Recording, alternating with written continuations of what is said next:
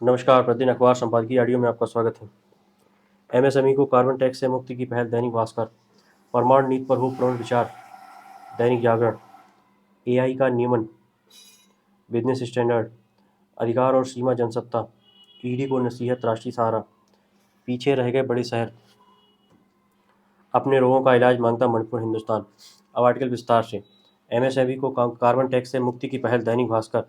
27 सदस्यीय European union EU द्वारा आगामी 1 अक्टूबर से लगाए जाने वाले कार्बन टैक्स से एमएसएमई सेक्टर को मुक्ति दिलाने के लिए सरकार ने सराहनीय पहल की। स्टील, सीमेंट, फर्टिलाइजर, एल्यूमिनियम और हाइड्रोकार्बन उद्योगों को कार्बन बहुल उपक्रम माना जाता है, लेकिन भारत सरकार डब्ल्यूटीओ पर बहुपक्षीय स्तर पर और ईयू से द्विपक्षीय स्तर पर दबाव डाल रही है कि वे कार्बन क्रेडिट ट्रेडिंग स्कीम में भारत के प्रयासों को देखते हुए इस सेक्टर को कार्बन टैक्स से मुक्त कर दें। टैक्स लागू होने की नीति की स्थिति में भारत की निर्यात वाली कंपनियों को कार्बन निस्तारण के मामले में प्रमाण पत्र लेना होगा और 1 जनवरी 2026 से भी इससे 35% टैक्स देना होगा। भारत का 12 करोड़ रोजगार देने वाला यह सेक्टर टैक्स देगा तो निर्यात संभव नहीं हो सकेगा। भारत का तर्क है कि जब ईयू इस टैक्स से स्विट्जरलैंड, यूक्रेन और ब्रिटेन जैसे देशों को मुक्त कर सकता है तो भारत क्यों नहीं। दरअसल पर्यावरण के नाम पर ईयू कुछ विकासशील देशों को ट्रेड से बाहर करना चाहता है, जबकि प्रदूषण में बड़े देशों की ही मुख्य भूमिका रही है। लिहाजा उनकी नैतिक जिम्मेदारी बनती है कि जीरो कार्बन अभियान में विकासशील देशों की आर्थिक मदद करें। परमाणु नीति पर हो पुनर्विचार, दैनिक जागरण। हर्ष बी पंत, लेखक, ऑब्जर्वर रिसर्च फाउंडेशन में अध्ययन एवं विदेश नीति प्रभाग के वाइस प्रेसिडेंट हैं। भारत 25 वर्ष पहले एक परमाणु शक्ति संपन्न देश के रूप में स्थापित हुआ। पहले ही थार रेगिस्तान में हुए उन परमाणु परीक्षणों के 25 वर्ष बीते हों भले ही थार रेगिस्तान में हुए उन परमाणु परीक्षणों के 25 वर्ष बीते हों, लेकिन असल में भारतीय परमाणु कार्यक्रम की शुरुआत स्वतंत्रता के तुरंत बाद हो गई थी। प्रधानमंत्री जवाहरलाल नेहरू ने 1948 में होमी जहांगीर भाभा के नेतृत्व में भारत के परमाणु अभियान को हरी झंडी दिखाई थी। प्रधानमंत्री इंदिरा गांधी ने मई 1974 में शांतिपूर्ण परमाणु परीक्षण कराए। इसके बावजूद परमाणु हथियारों तक पहुंचने में भारत को करीब 5 दशक लग गए। परमाणु युग के इतिहास में किसी अन्य देश ने इसके लिए इतना समय नहीं लिया। हालांकि परमाणु विकल्प को लेकर भारत के ईमानदारी से अपनाए गए धैर्य का कोई भौतिक या कूटनीतिक लाभ नहीं मिला। अमेरिका के नेतृत्व वाले पश्चिमी देश जो खुद को वैश्विक परमाणु ढांचे का संरक्षक समझते आए हैं, उन्हें भारत के परमाणु इरादों को लेकर संदेह रहा। उसका परिणाम भारतीय परमाणु और रक्षा उद्योग पर भारी तकनीकी प्रतिबंधों के रूप में पड़ा, जबकि वे अपने विरोधियों के परमाणु कार्यक्रमों पर अंकुश लगाने में नाकाम रहे। पिछली सदी के 7वें दशक में न केवल चीन ने परमाणु बम बनाने में सफलता हासिल की, बल्कि बाद में पाकिस्तान को इस मामले में मदद भी पहुंचाई। वर्ष 1989 में तत्कालीन प्रधानमंत्री राजीव गांधी दबाव के कारण परमाणु हथियार बनाने की दिशा में आगे बढ़े। परमाणु निरस्त्रीकरण को लेकर अपनी पुरानी नीति के चलते भारत तब भी इसके लिए पूरी तरह तैयार नहीं था। कतिपय कारणों से हिचक बनी रही। अंततः 1998 में परमाणु परीक्षणों ने भारत को अपने अंतर्राष्ट्रीय संबंधों के आदर्शवाद से मुक्त किया। परमाणु हथियारों को लेकर भारत की आत्म स्वीकृति ने विदेश नीति आदर्शवाद की जड़ता दूर करने में मदद करने के साथ ही गुप्त परमाणु कार्यक्रम को लेकर जुड़ी मनोवैज्ञानिक बाधाओं से भी मुक्ति दिलाई। तब भले ही विश्व भारत को परमाणु शक्ति संपन्न देश की मान्यता देने के लिए तैयार न हो, लेकिन भारत स्वयं अपनी ये पहचान घोषित करने को तैयार था। भारत अमेरिका संबंधों की दृष्टि से परमाणु परीक्षण मुश्किल में एक वरदान सिद्ध हुए। यदि भारत में परमाणु अनिश्चितता से वाशिंगटन की ऐसी उम्मीदें बनी हुई थी कि आखिरकार नई दिल्ली परमाणु अप्रसार के उसके एजेंडे पर सहमत हो जाएगी, तो नई दिल्ली ने अमेरिका की परमाणु अप्रसार की वकालत को वैश्विक ढांचे में उसके उभार की राह में एक बाधा के रूप में देखा। परीक्षणों ने भारत की इस गलती को दूर किया और अमेरिका को अपने परमाणु अप्रसार का एजेंडा छोड़कर आगे बढ़ना पड़ा। परमाणु परीक्षणों के 1 दशक के भीतर ही भारत ने 3 मूलभूत कूटनीतिक लक्ष्य प्राप्त किए। कारगिल युद्ध में भारत ने परमाणु मोर्चों पर जिम्मेदार एवं संयमित व्यवहार का परिचय दिया। इसने भारत अमेरिका रणनीतिक साझेदारी की बुनियाद रखने के साथ ही अमेरिका की दक्षिण एशियाई नीति में भारत को पाकिस्तान से अलग किया। दूसरा, आर्थिक सैन्य शक्ति के रूप में भारत के उभार ने उसे एशियाई शक्ति संतुलन में चीन के साथ खड़ा किया। आज भी हिंद प्रशांत क्षेत्र में अमेरिकी सहयोगियों और रणनीतिक साझेदारों में भारत ही इकलौती परमाणु शक्ति है। तीसरा, भारत अमेरिका नागरिक परमाणु समझौते ने भारत को परमाणु शक्ति संपन्न देशों की मान्यता दिलाई। परमाणु दर्जे की रजत जयंती के मौके पर हमें कुछ बड़ी चुनौतियों को अनदेखा नहीं करना चाहिए। भारत का जिम्मेदार परमाणु व्यवहार उसके परमाणु संयम की बुनियाद पर टिका है। यही संयम उनकी परमाणु रणनीति और हथियारों के विस्तार में भी दिखा। हालांकि भारत की ओर से हमले की पहल न करने वाली रणनीति पाकिस्तान पर कोई खास असर नहीं डाल पाई, जो यदाकदा परमाणु कुर्की देता रहता है। लगातार उकसावे के मामले में भारत को अपने कोल में धकेल दिया। इसके चलते चाहे 2001 में संसद पर हमला हो या फिर 2008 का मुंबई आतंकी हमला, भारत पाकिस्तान प्रपंचों को मुंहतोड़ जवाब देने में अक्षम रहा। अब हिमालयी क्षेत्र में चीन के लगातार बढ़ते दुस्साहस को देखते हुए भारत में कुछ सामरिक विश्लेषक मानने लगे हैं कि देश को नो फर्स्ट यूज वाली नीति का परित्याग करना चाहिए। भले ही परमाणु तकनीक के मामले में भारत ने भारी प्रगति की हो, लेकिन चीन के मुकाबले में दूसरे आघात की क्षमता में बहुत कुछ पीछे रह गया। ऐसे में केवल पहली बार हमला करने की नीति से परहेज करना ही पाकिस्तान और चीन के विरुद्ध भारत की चिंताएं दूर नहीं कर पाएगा। चीन के साथ टकराव की स्थिति में परमाणु विकल्प नीतिगत या सामरिक रूप से प्रभावी नहीं होगा। हिमालयी क्षेत्र में परमाणु हथियारों का प्रयोग न केवल भारत के लिए भौगोलिक रूप से विध्वंसक सिद्ध होगा, बल्कि चीन के जवाबी हमले से यहाँ स्थिति और विकराल हो सकती है। ऐसे में भारत चीन सैन्य टकराव मुख्यतः सीमित युद्ध या क्षेत्र विशेष तक ही सिमटा रहेगा। भारत के लिए सीमा पर पारंपरिक सैन्य बल को सशक्त करना ही श्रेयस्कर होगा, जिसके चलते चीन को किसी भी दुस्साहस की भारी कीमत चुकानी पड़े। पाकिस्तान के मामले में भी भारत को पारंपरिक सैन्य विकल्प सशक्त करते हुए उनकी परमाणु हेकड़ी निकालने पर ध्यान केंद्रित करना चाहिए। सर्जिकल स्ट्राइक और बालाकोट स्ट्राइक से सिद्ध हुआ कि दक्षिण एशिया में सैन्य तनातनी बढ़ने के बावजूद परमाणु युद्ध छिड़ने से रहा। भारत को चीनी चुनौती से निपटने पर ही विशेष ध्यान देना होगा। जब तक भारत अपनी अंतर महाद्वीपीय बैलिस्टिक मिसाइलों के निशाने पर समूचे चीनी क्षेत्र को निशाना बनाने में सक्षम नहीं होगा, तब तक उसकी क्षमताओं पर सवाल उठेंगे। बहरहाल, यह स्वीकार करने में कोई संकोच नहीं है कि 1991 के आर्थिक सुधारों के साथ ही 1998 के परमाणु परीक्षणों ने भी वैश्विक मंच पर भारत के उपहार की राह खोलने में अहम भूमिका निभाई है। इससे भारत को भारी कूटनीतिक बढ़त मिली है। हालांकि अपनी सैन्य रणनीति में परमाणु क्रांति के समावेश की आवश्यकता को पूरा किया जाना अभी भी शेष है।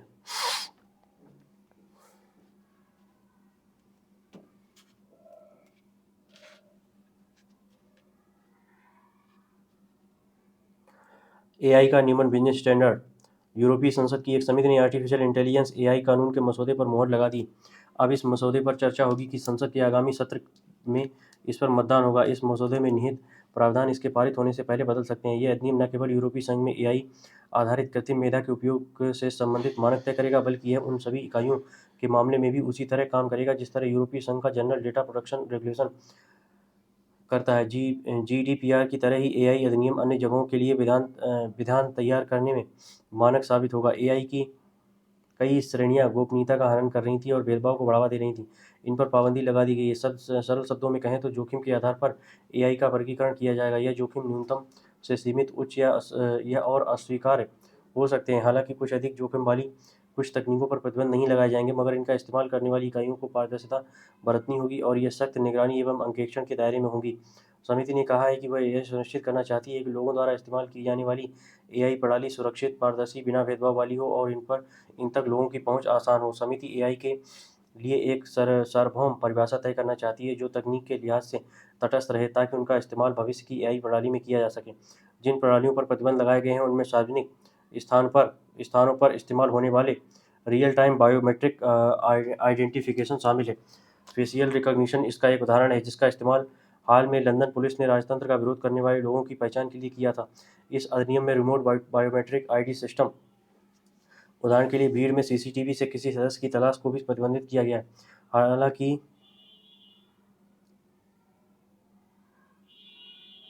अपवाद स्वरूप न्यायालय की अनुमति के बाद पुलिस प्रशासन गंभीर मामलों में इस प्रणाली का इस्तेमाल कर सकता है। जिन अन्य प्रणालियों पर प्रतिबंध लगाए गए हैं उनमें लिंग, जाति, जातीयता, नागरिकता की स्थिति, धर्म, राजनीति, झुकाव जैसी संवेदनशील बातों का इस्तेमाल करने वाला बायोमेट्रिक कैटेगराइजेशन सिस्टम भी शामिल है। इसी तरह व्यक्ति से जुड़ी जानकारियों, स्थान या पिछले आपराधिक व्यवहार के आधार पर तैयार प्रिडिक्टिव पुलिसिंग सिस्टम पर भी पाबंदी लगा दी गई। अधिनियम में सोशल मीडिया और सीसीटीवी से प्राप्त व्यक्तिगत जानकारियां एकत्र कर सूचना भंडार तैयार करने पर भी प्रतिबंध लगा दिया गया। ऐसा इसलिए कि इससे लोगों की निजता का हनन होता है। अधिनियम में तथाकथित इमोशनल रिकग्निशन प्रणाली पर भी प्रतिबंध लगा दिया गया। इसका इस्तेमाल कानून लागू करने, सीमा प्रबंधन, कार्यस्थल और शैक्षणिक स्थानों में लोगों की पहचान के लिए इस्तेमाल होता है। समिति ने ऊंचे जोखिम वाली एआई तकनीक को ऐसी तकनीक के रूप में परिभाषित किया है जो लोगों के स्वास्थ्य, उसकी सुरक्षा, मौलिक अधिकार या पर्यावरण को नुकसान पहुंचा सकती है। समिति ने राजनीतिक अभियानों में मतदाताओं को प्रभावित करने वाली 4.5 करोड़ से अधिक उपयोगकर्ताओं वाली सोशल मीडिया कंपनी द्वारा इस्तेमाल होने वाली सिफारिशी प्रणाली को ऊंचे जोखिम वाली एआई के रूप में परिभाषित किया है। उनका इस्तेमाल जारी रह सकता है, मगर इन पर निगरानी सख्त रहेगी। जीपीटी जैसे मॉडलों को भी पारदर्शिता के मामले में सख्त नियमों का अनुपालन करना होगा। जीपीटी जैसे मॉडलों को यह भी बताना होगा कि एआई से कौन सी सामग्री तैयार की गई है। इसके अलावा अवैध सामग्री का प्रकाशन रोकने के लिए तैयार ढांचे की भी जानकारी देनी होगी। अपनी ओपन सोर्स लाइसेंस के तहत से शोध गतिविधियों के लिए कुछ रियायतें होंगी। इसके अलावा सरकार द्वारा स्वीकृत नियंत्रित जांच आदि में इस्तेमाल में लाए जाने से पहले किसी एआई तकनीक की जांच की अनुमति होगी। अधिनियम में एक ऐसे प्रावधान का भी प्रस्ताव है जिससे नागरिकों के लिए शिकायत दर्ज कराना और उन एआई प्रणालियों के आधार पर लिए गए निर्णयों का स्पष्टीकरण मांगने का अधिकार होगा जो उन्हें प्रभावित करते हैं। इन नियमों के क्रियान्वयन के लिए यूरोपीय संघ के एआई कार्यालय एवं संबंधित राष्ट्रीय प्राधिकरणों को अपनी क्षमता बढ़ानी होगी, मगर ऐसी सीमाएं तय करना महज एक शुरुआत मानी जा सकती है, क्योंकि एआई तकनीक कानून की जद से कहीं आगे निकल गई है। अधिकार और सीमा जनसत्ता। जांच एजेंसियों का यह दायित्व होता है कि अगर कहीं से किसी गड़बड़ी की शिकायत आई और उसकी पड़ताल करने की जिम्मेदारी उन्हें सौंपी गई तो उसे अंजाम देते हुए वे अपने अधिकारों और सीमा का ख्याल रखें। लेकिन ऐसी शिकायतें अक्सर आती हैं कि जांच के क्रम में किसी एजेंसी के अधिकारियों के पेश आने का तरीका कई बार भयादोहन की तरह लगने लगता है। सर्वोच्च न्यायालय ने मंगलवार को प्रवर्तन निदेशालय या ईडी के बर्ताव को लेकर शिकायत पर सुनवाई करते हुए इस प्रवृत्ति पर एक अहम टिप्पणी की कि एजेंसियां अपना काम जरूर करें, लेकिन डर का माहौल न पैदा करें। दरअसल मामला छत्तीसगढ़ सरकार से संबंधित है, जिसमें सुप्रीम कोर्ट से यह शिकायत की गई कि 2000 करोड़ रुपए के शराब घोटाले में से जुड़े धन शोधन के आरोपों की पड़ताल करते हुए ईडी बहुत आपाधापी में काम कर रहा है और उसका मकसद मुख्यमंत्री भूपेश बघेल को फंसाना है। ईडी पर लगाए गए आरोपों के मुताबिक राज्य के आबकारी विभाग के कई अधिकारियों को गिरफ्तारी की धमकी भी दी गई है। किसी घोटाले की जांच के दायित्व को पूरा करना ईडी के अधिकार क्षेत्र में है, लेकिन अगर उस पर लगे आरोप सही हैं तो उचित तरीका नहीं है।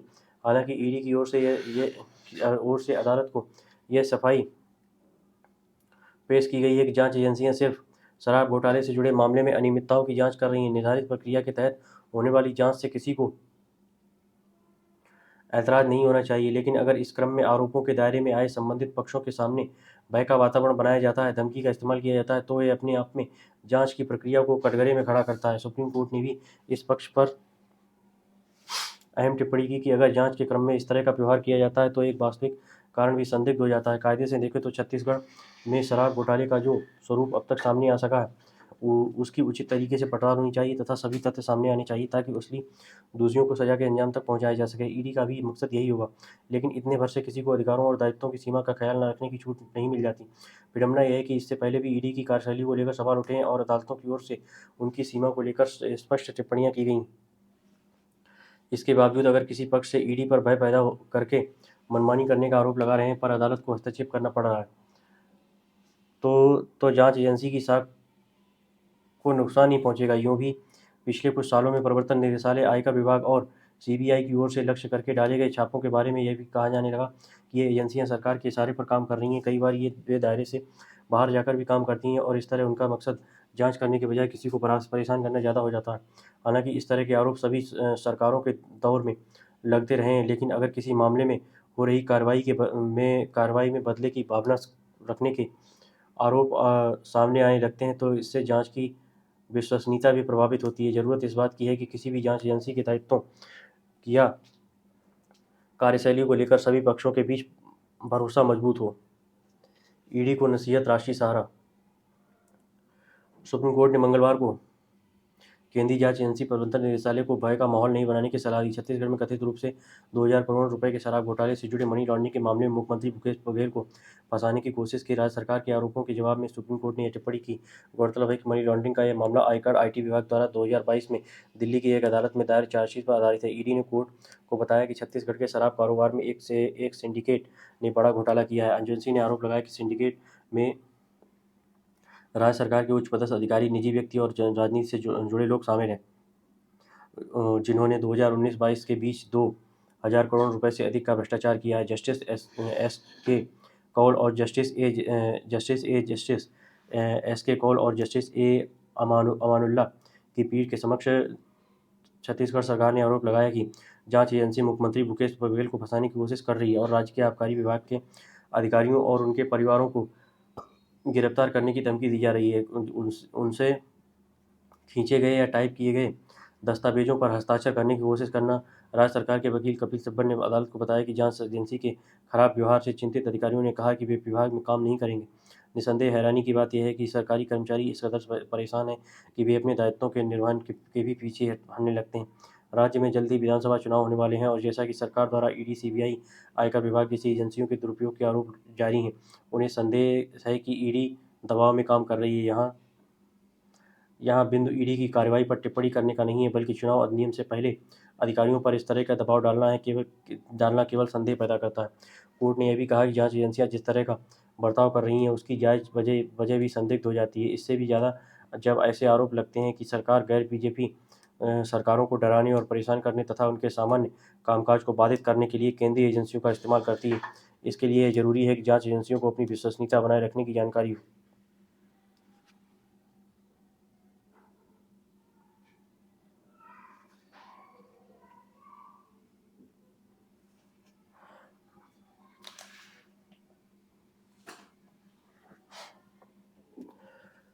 पीछे रह गए बड़े शहर, पंकज चतुर्वेदी। दिल्ली से सटे गाजियाबाद का ऊंची इमारतों वाला एक इलाका है क्रॉसिंग रिपब्लिक।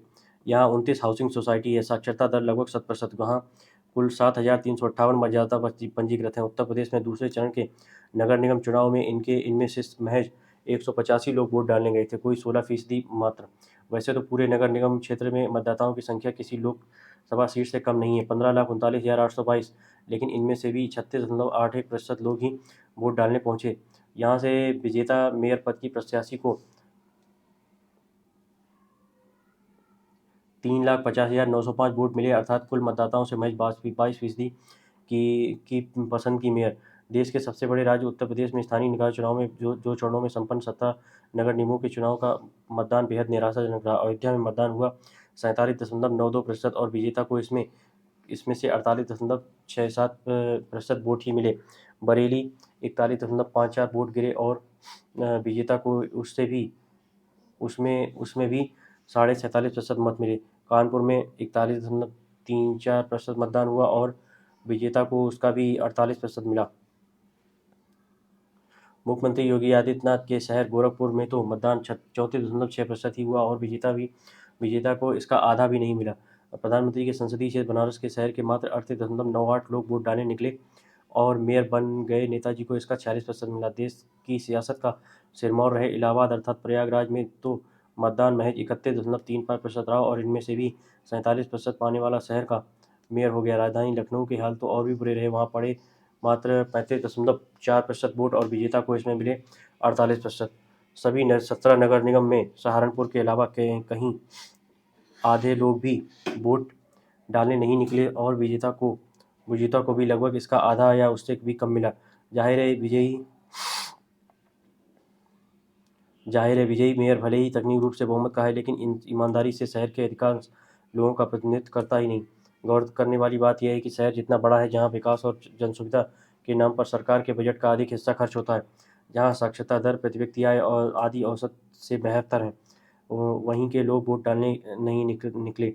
विदित हो कि उत्तर प्रदेश में कुल 17 नगर निगम में 1420 वार्ड हैं, जिनमें मतदाताओं की संख्या 1,90,87,734 है, जो देश के कई राज्यों से अधिक है। नगर पालिकाओं की संख्या 191 है, इनमें 5,327 वार्ड और 1,79,00,000 1176 मतदाता हैं। नगर पंचायतों की संख्या 544 है, जिसमें वार्ड की संख्या 7117 और मतदाताओं की संख्या 93,50,541 है। पहले चरण में 9 मंडलों में कुल 390 स्थानों पर चुनाव हुए। सर्वाधिक निराशा महानगरों में मतदान को लेकर है, जो लोकतंत्र के लिए बड़ा खतरा है। भले ही कुछ लोग जीत जाएं, लेकिन वे कुल मतदाता के महज 15 से 20% लोगों के ही प्रतिनिधि होंगे। ये भी समझना होगा कि जिन बड़े शहरों में कम मतदान हो रहा है, वहाँ विकास के नाम पर सबसे अधिक सरकारी धन लगाया जाता है और अधिक मतदान वाले छोटे कस्बे गंदगी नाली जैसी मूलभूत सुविधाओं पर भी मौन रहते हैं। एक बारगी आरोप लगाया जा सकता है कि पढ़ा लिखा मध्यम वर्ग घर बैठकर लोकतंत्र को कोसता हो, लेकिन मतदान के प्रति उदासीन रहता है। विचारणीय है कि क्या वोट न डालने वाले आधे से अधिक प्रतिशत से ज़्यादा लोगों की निगाह में चुनाव लड़ रहे सभी उम्मीदवार या मौजूदा चुनाव व्यवस्था नालायक थी। जिन परिणामों को राजनीतिक दल जनमत की आवाज़ कहते रहे हैं, ईमानदारी से आकलन करें तो यह सियासी सिस्टम के खिलाफ आवाज़ मत था।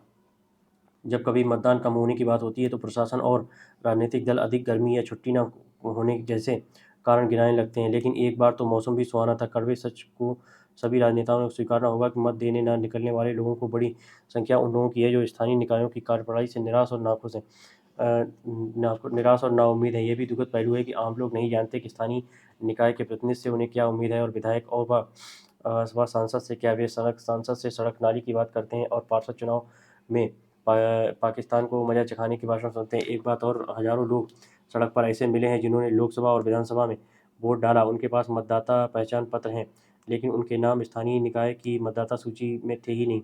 मतदाताओं की बढ़ती संख्या के साथ साथ उम्मीदवारों की संख्या अधिक हो रही है, लेकिन इसकी तुलना में नए मतदान केंद्रों की संख्या नहीं बढ़ी। मतदाता सूची में नाम जुड़वाना जटिल है और उससे भी कठिन है मतदाता पहचान पत्र पाना।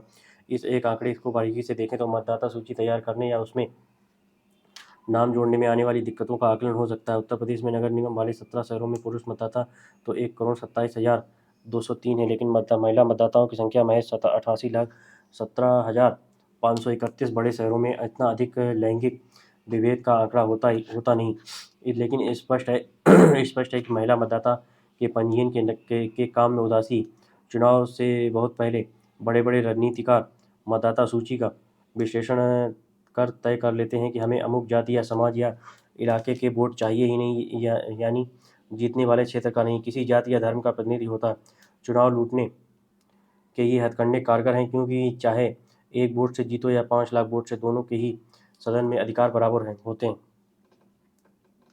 नगरीय निकायों में कुल मतदान या जीत के अंतर के हिसाब से इलाके की जनसुविधा और पार्षद की हैसियत तय करने पर कानून आए तो प्रतिनिधि न केवल मतदाता सूची में लोगों के नाम जुड़वाने बल्कि मतदाता को वोट डालने के लिए भी प्रेरित करेंगे। राजनीतिक दल कभी नहीं चाहेंगे कि मतदान अधिक हो, क्योंकि इसमें उनके सीमित वोट बैंक के अल्पमत होने का खतरा बढ़ सकता है। बढ़ जाता है। वस्तुतः हमारा लोकतंत्र अपेक्षाकृत आदर्श चुनाव प्रणाली की बात जो रहा है, जिसमें मतदाताओं का पंजीयन हो और मतदान ठीक तरीके से होना सुनिश्चित हो सके। अपने रोगों का इलाज मांगता मणिपुर, हिंदुस्तान। रविशंकर रवि, पूर्वोत्तर स्थित वरिष्ठ पत्रकार। सुरक्षा बलों की मौजूदगी और केंद्र सरकार की तत्परता से भले मणिपुर में स्थिति सामान्य दिख रही, लेकिन भीतर ही भीतर तनाव बरकरार है। इसलिए इम्फाल घाटी और म्यांमार से सटे पहाड़ी जिलों में सुरक्षा बलों की चौकसी और पेट्रोलिंग अब भी जारी है। ये बात भी अब साफ होती जा रही है कि इस हिंसा के पीछे अफीम की खेती और म्यांमार से होने वाली अवैध घुसपैठ एक बड़ी वजह थी। मणिपुर सरकार का कहना है कि चुराचांदपुर जिले में भड़की हिंसा के पीछे संघर्ष विराम में शामिल कुकी उग्रवादी समूहों का हाथ है। यह हिंसा सुनियोजित थी और मैतेई समुदाय के गांवों व धार्मिक स्थलों की पहचान पहले ही कर ली गई थी। अगले दिन उसकी प्रतिक्रिया में इम्फाल घाटी में हिंसा भड़की और कुकी समुदाय के लोगों व कुछ चर्च को निशाना बनाया गया। इस हिंसा को मैतेई बनाम कुकी संघर्ष का रूप देने की साजिश की गई, जबकि यह सच नहीं। हकीकत तो यह है कि हिंसा के दौरान दोनों समुदाय के लोगों ने बड़े पैमाने पर एक दूसरे की मदद की। इतना ही नहीं, इम्फाल घाटी में बसे मैतेई समुदाय के ज़्यादातर लोग अनुसूचित जनजाति एसटी का दर्जा पाने के पक्ष में नहीं। दरअसल इस हिंसा की बुनियाद पिछले कुछ दिनों से बन रही थी, जिसमें नशे के सौदागरों और संघर्ष विराम कर केंद्र सरकार से वार्ता करने वाले कुकी उग्रवादियों का बड़ा हाथ है। मणिपुर सरकार द्वारा ड्रग्स के खिलाफ शुरू किया गया अभियान बड़ा कारण माना जा रहा है, क्योंकि राज्य की सीमा से सटे पहाड़ी जिलों में बड़े पैमाने पर अफीम की अवैध खेती होती है। कुकी उग्रवादी और नशे के सौदागर अफीम को बाहर भेजने का काम करते हैं। मणिपुर पुलिस के अभियान की वजह से नशीले पदार्थों का कारोबार बुरी तरह प्रभावित हुआ है। दिक्कत यह भी है कि मणिपुर से सटी भारत म्यांमार सीमा पूरी तरह खुली हुई है। सीमावर्ती इलाके में सुरक्षा बलों की मौजूदगी नहीं के बराबर है। सीमा के दोनों ओर कुकी समुदाय के लोग रहते हैं और वे बिना रोक टोक आते जाते रहते हैं। म्यांमार की राजनीतिक और आर्थिक स्थिति के कारण वहाँ के कुकी मणिपुर की सीमा में आकर बस भी रहे हैं। उनके बीच उग्रवादी भी आम आदमी बनकर छिपकर रहते हैं, भले ही वे केंद्र सरकार से बातचीत कर रहे हैं, लेकिन अपनी आय बढ़ाने के लिए वे अफीम की खेती को बढ़ावा देते हैं। एक बड़ी समस्या म्यांमार से आने वाला अवैध प्रवेश है। इसके खिलाफ मणिपुर सरकार सर्वेक्षण करा रही है, ताकि अवैध नागरिकों की पहचान हो सके। इन घटनाक्रमों से संघर्ष विराम कर चुके कुकी उग्रवादी खुश नहीं है। उधर कुकी समुदाय के राजनीतिक नेता अपना प्रभाव बढ़ाने के लिए म्यांमार से आने वाले अवैध नागरिकों को बसाने में मदद कर रहे हैं। यही वजह है कि म्यांमार से सीमा से सटे इलाकों में कुकी समुदाय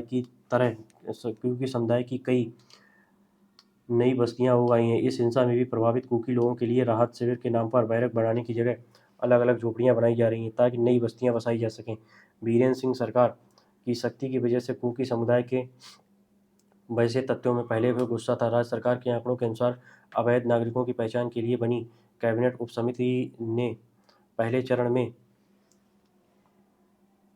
टैगनेपाल जिले के 3 गाँव में 1147, चंदेल जिले के 3 गाँव में 881, चुराचांदपुर जिले के एक गाँव में 154, कामजोंग जिले के 24 गाँव में 500 अवैध प्रवासियों की पहचान की थी, जो राज्य में म्यांमार से हो रही घुसपैठ की भयावहता को दर्शाता है।